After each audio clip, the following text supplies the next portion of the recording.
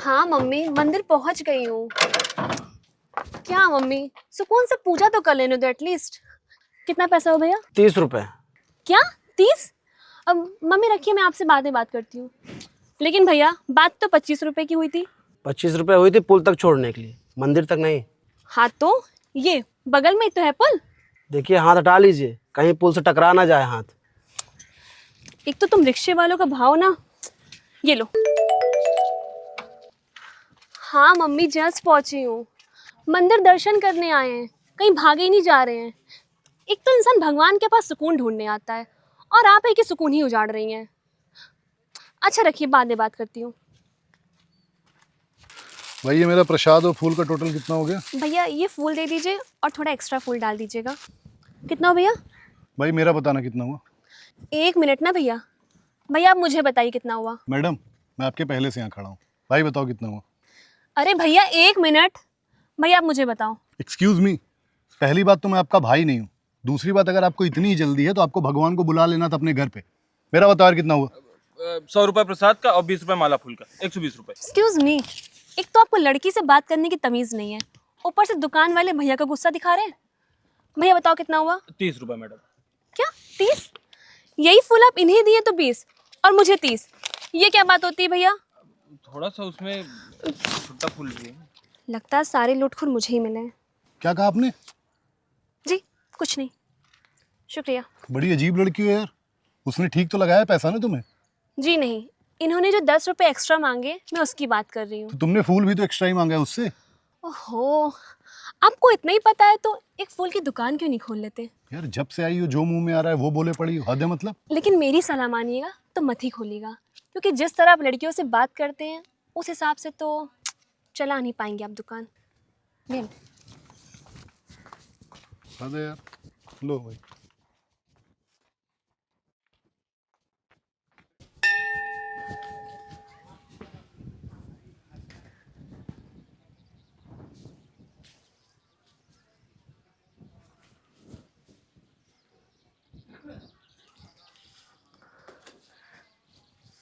प्रणाम भगवान जी।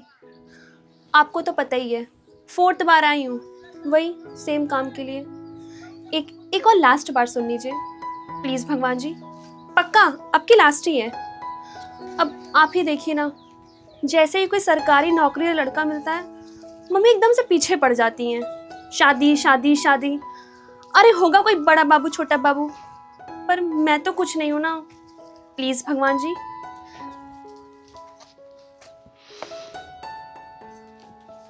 वाह भगवान जी, आपने तो बताया ही नहीं कि आजकल आप 10 रुपए फीस लेके मैरिज ब्यूरो भी चलाने लगे हैं।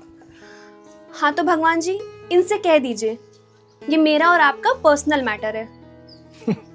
सही है भगवान जी, मतलब आजकल आप मैरिज केसेस पर्सनली भी टैकल करने लगे हैं। हाँ तो मैं भी कोई ऐसे ही नहीं चढ़ाती हूँ 10 रुपए रोज, पर्सनल हो या पब्लिक, आप तो सुनेंगे ही ना।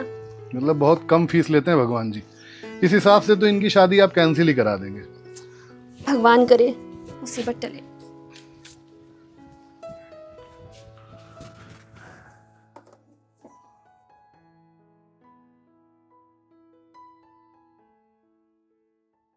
एक मिनट, जिससे तुम्हारी शादी हो रही है वो तुम्हारे लिए मुसीबत है?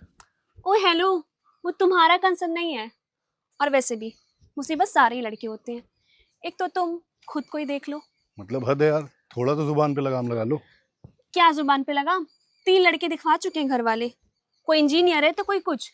खुद तो सेटल्ड है, लेकिन बीवी बीवी इनको घरेलू चाहिए जो कि नौकरी ना करे। ये तो गलत बात है। मैं हूं तो अपनी पत्नी को सब कुछ करने दूं। क्या खाक, कहने को सब कह देते हैं। मुझे ना इस मर्द जाति से ही नफरत है। तब तो यार मुझे तुम्हारे पापा के लिए बड़ी टेंशन हो रही है। ओ मिस्टर, पापा मेरे बहुत अच्छे हैं, लेकिन जिससे शादी होगी वो कैसा होगा? अच्छा, मतलब खुद के पापा हैं तो अच्छे हैं और जिससे शादी होगी वो खराबी होगा ना। अगर यही बात तुम्हारी माँ ने सोचा होता तो तुम्हारा इस धरती पे अवतार ही ना हुआ होता। ओ सुनो, ऐसा है ना, फैमिली मत जाना। और वैसे भी मुझे प्रॉब्लम सोच से है। तो बदल लो अपनी सोच।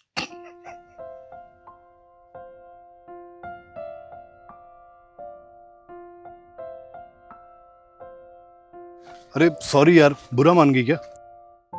तुम लड़की नहीं हो ना, इसलिए ज्ञान फूट रहा है। मेरे घर वालों को किसी भी सूरत मेरी शादी कर देनी है, चाहे लड़के हो उसके घर वाले कैसे भी हों। 10 मीटर की साड़ी लपेटो, अरे हमारा भी तो कुछ कंफर्ट होता है। यार लेकिन साड़ी तो हमारा कल्चर होता है ना। और सच बताऊं, तुम लड़कियों का सीन भी बड़ा अजीब सा है। अगर वो साड़ी अपनी चॉइस से पहननी हो, किसी फंक्शन में जाने के लिए पहननी हो, तब तुम बड़ा चूज करती हो, रेड वाली पहनूं कि ब्लैक वाली पहनूं, बनारसी पहनूं कि कलकत्ता पहनूं।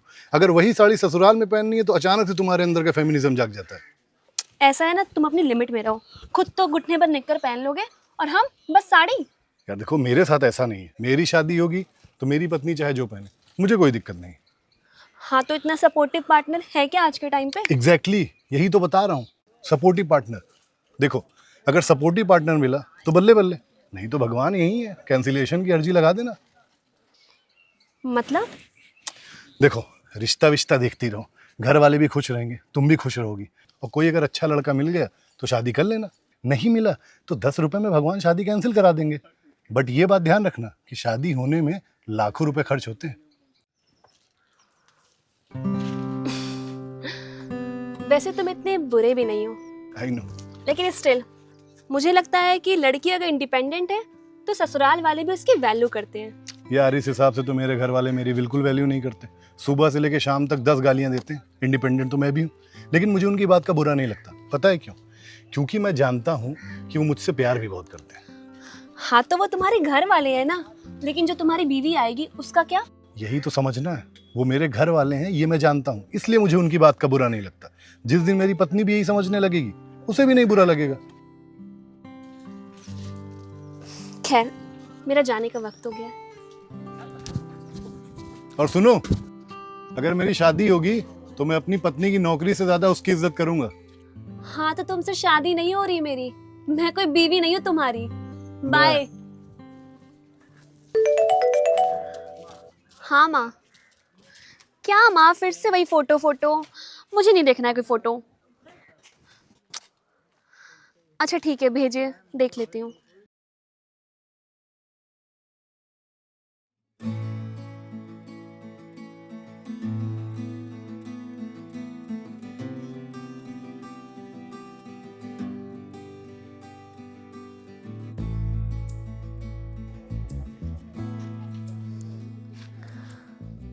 ठीक है माँ, मैं मिल लेती हूँ, आप उनसे बोल दीजिए।